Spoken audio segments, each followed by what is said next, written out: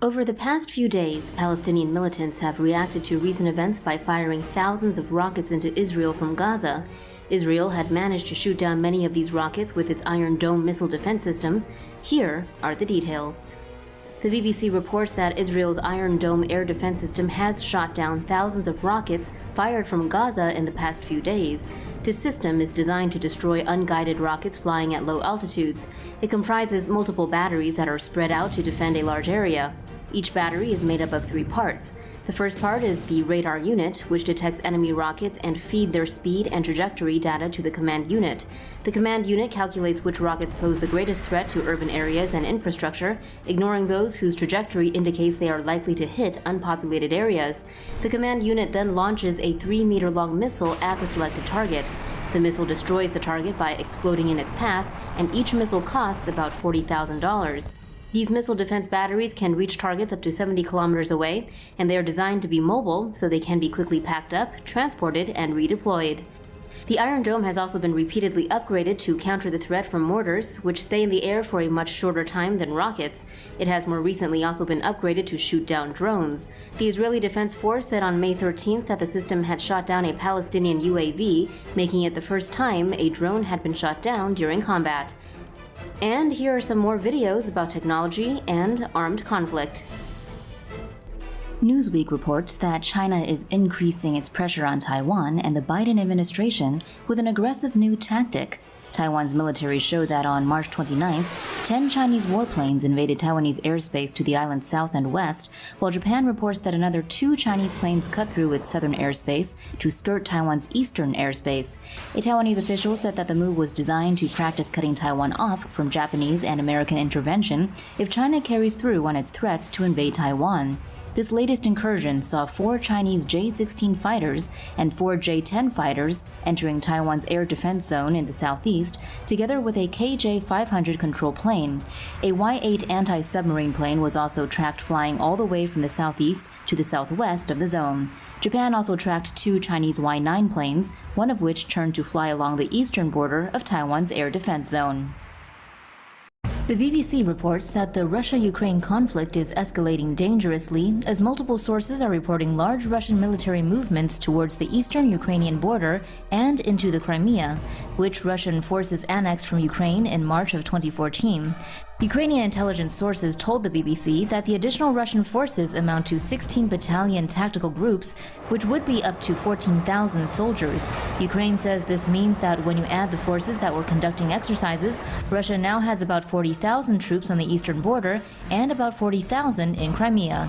Russia also announced that it had moved a force of 10 artillery boats and landing craft to the Black Sea. Ukraine's armed forces maintain 255,000 troops, making it the 3rd largest force in Europe after Russia and France. Most of the Ukraine's warplanes, helicopters, tanks, and ships were inherited from the Soviet Union, but due to economic issues, many of these outdated war machines are not functional. Iranian journalist Mohammad Awaz claims to have received leaked information from the country's government about the assassination of Iran's leading nuclear scientist on Friday.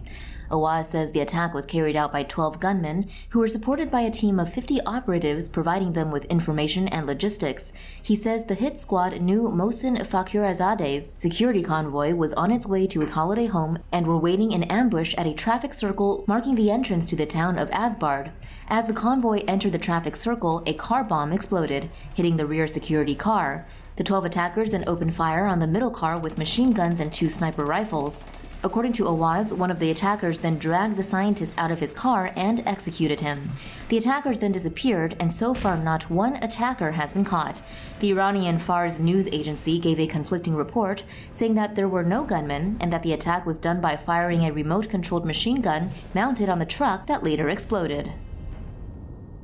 Iran's military on Saturday admitted that its air defense system had shot down Ukraine's Flight 752 by mistake. Citing Iranian official statements, the New York Times said the passenger jet had been misidentified as a U.S. cruise missile. After days of denial, the government's confession sparked protests on the streets over the regime's fatal mistake. The New York Times reports that the Tor is a mobile system carrying 8 missiles that can be operated without input from other air defense infrastructure.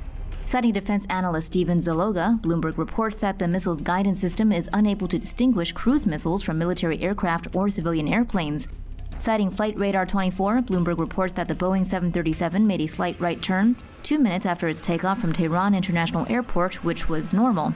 The plane was clearly transmitting its identity and position until it climbed to about 7,900 feet of altitude, presumably because it was hit by missile fire. The plane plunged into a field in between the cities of Parand and Sharyar. All 196 passengers and crew were killed.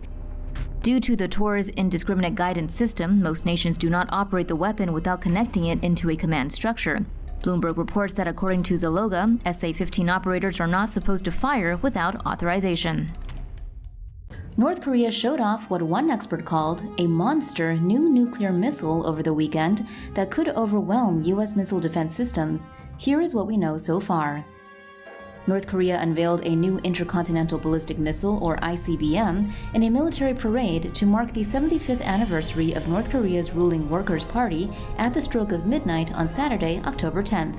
According to North Korea analysts 38 North, the Hwasong-16 is estimated to be 25 meters to 26 meters in length and 2.5 to 2.9 meters in diameter.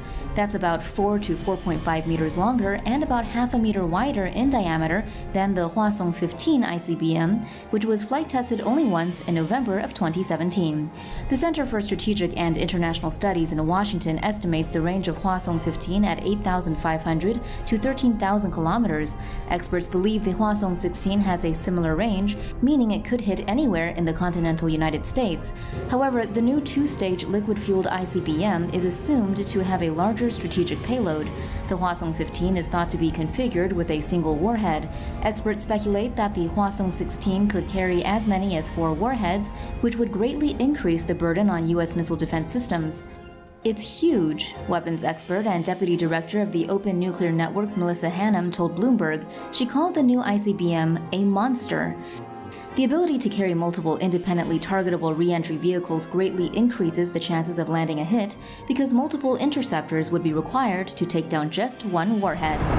For more news animations and explainers, hit the subscribe and bell button to join the TomoNews family. Thanks for watching.